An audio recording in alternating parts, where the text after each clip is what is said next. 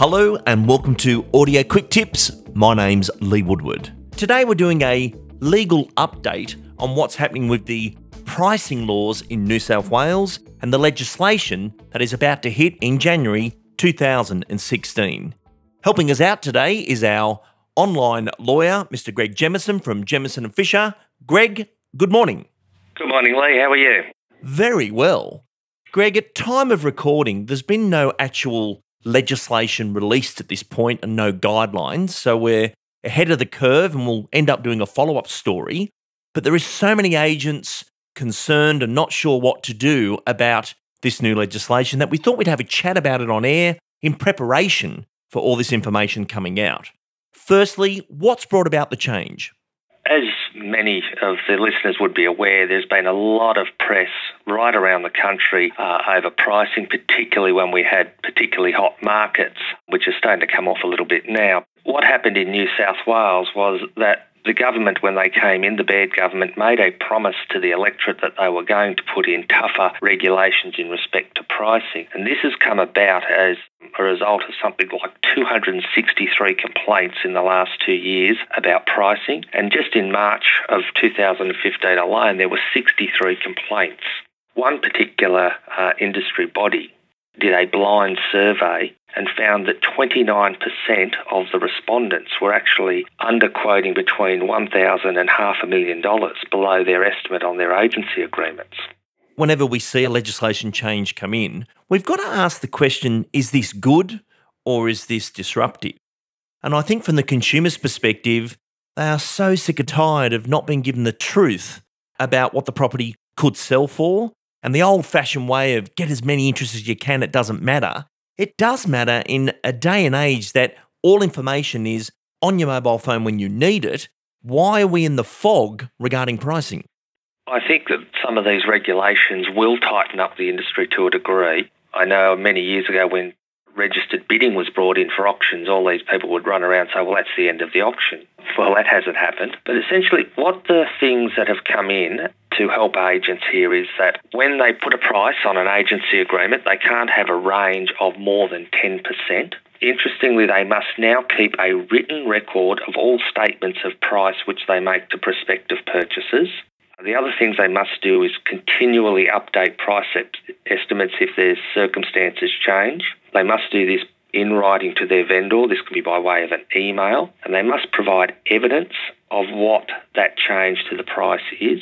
They must continually update their advertising as soon as practical after any price change. And also the wording on advertisements must not be vague. Essentially what this means is that the practice of, particularly with private treaties, is you can't use the words offers over, price plus, etc. So you can only put a single price on an advertisement from now on.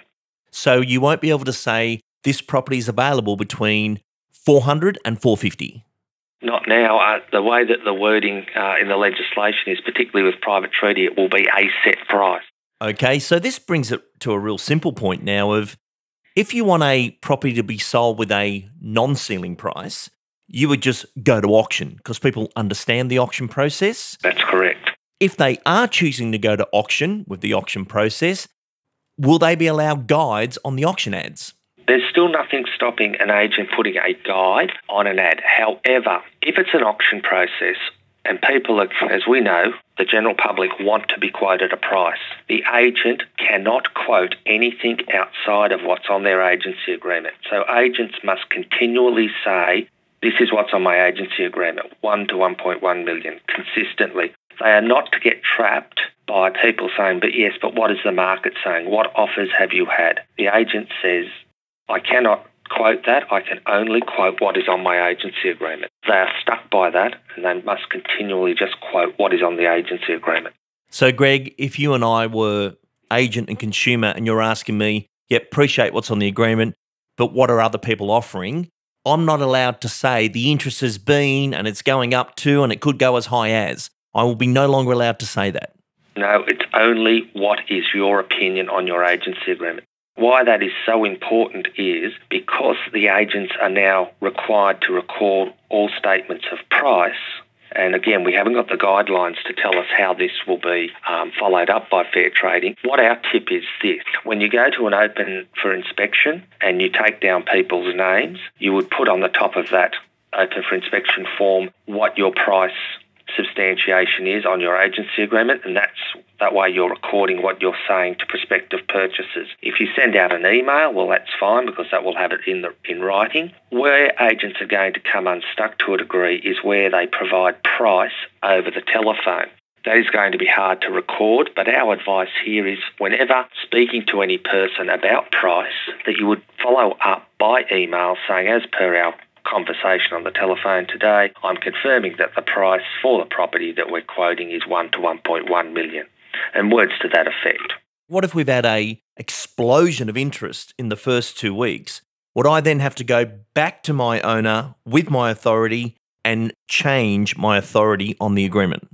At this stage, the guidelines are not requiring a new agency agreement. What we would be doing there is put an estimate on the property of that 1 to 1.1 million. We've had fantastic feedback. People are telling us they're prepared to pay 1.2, 1.3. What we would have to then do is go back to our vendor by way of email saying that our opinion has changed as a result of high competition and desirability of the property. Therefore, our new opinion is 1.2 to 1.3. We would also have to change our ad, the range that's on the back-end systems so people can search, and also we would have to change what we tell people moving forward. Now, this is where it was interesting with offers above. An agent would have a unit for sale for $400,000. They get an offer of $430,000. The next week, the ad would still say offers above $400,000. And that's where everyone started getting up saying, why are you even saying $400,000 if you've already had an offer of $430,000? And that was not being changed. Hence, that marketing model is now going to be eliminated. That's right. So if I come in and offer $430,000 and it's been advertised at $400,000 and it's rejected, I then have to increase the advertisement the following week to $435,000. Just to be clear on that, Greg, so it's a private treaty ad that says it's on the market for, well, any private treaty ad will have to say it's on the market for a set price. You can't have a guide in private treaty, but you can have a guide in auction. In this regard, there is some debate about the wording in the legislation as to whether the agent would put on their opinion or the vendor's expected price.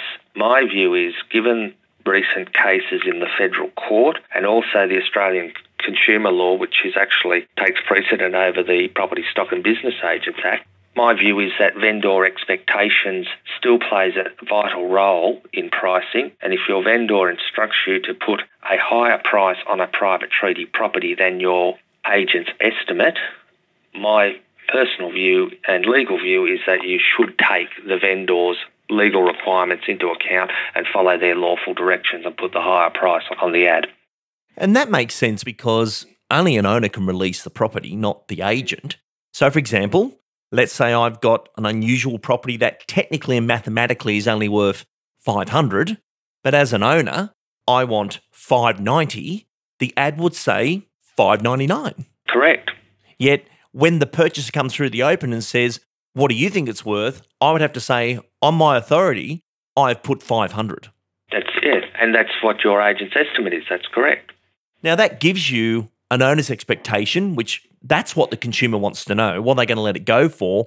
Yet, mathematically, there's got to be a pricing procedure of how we've arrived at the only figure that isn't in the future, which is with us today, which our pricing process does. That's correct. Maybe we might end up with something like the Queensland model where there is no price whatsoever with an auction. Maybe we'll go down a path where people will require reserves to be published prior to an auction. So it's continually evolving. A lot of this underquoting came out of a very strong market within the Sydney area over the last 2 years. Now that this legislation's come into place and that market is starting to come off, we'll now look at a system where there'll be complaints about overquoting to obtain a listing, which this legislation hasn't necessarily addressed. And what we're speaking about today, just for our listener, is clearly a New South Wales issue. Yet across the country, and I don't know why we have so many different sets of laws in one country, this will go through the rest of the country in some way. Do you think, Greg? Oh, well, look, already we have the Australian Consumer Law, which is the old Trade Practices Act, which talks about misleading and deceptive conduct, price baiting, which is essentially what this legislation does. So even though we're talking about it specifically for New South Wales legislation, the same concept is still alive right throughout the country. So it's something agents need to take into account regardless of what jurisdiction they're in. And this is where I think systems such as friendly auctions that go to the marketplace with a full building report, full pest report, you can even get a valuation done if required. People want some certainty that I have a chance at this versus it's all in the fog, all in the dark, and no one's telling me the truth. That's correct. Final question for you. You did mention when we're emailing out to a client regarding this is what my figure is on my agreement. What about texting the information to people, which is probably the higher request we have today?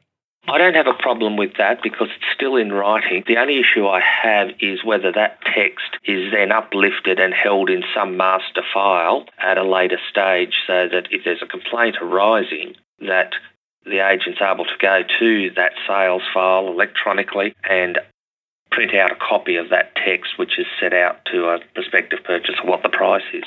It's a good point because our emails archive in a very different way to our text messages as we erase and delete things. Yet even a screenshot of that held in the file would work. That would be fantastic. So easy to do today with our mobile devices. Well, Greg, you've definitely shone some light on what's a query to a lot of people, and that owner's expectation and the agent's opinion of the selling price is the true divide of what they want and what we can only work out it is worth today based on today's value before somebody else pays a price. That could be that premium. That's right. Greg Jemmeson, you're always of help. Thank you very much. Jemmeson Fisher helping us out today. Thank you, Greg. Thanks, Lee. I hope you've enjoyed today's audio quick tip. I look forward to the opportunity of working with you at the Complete Salesperson course. I'm Lee Woodward. Goodbye.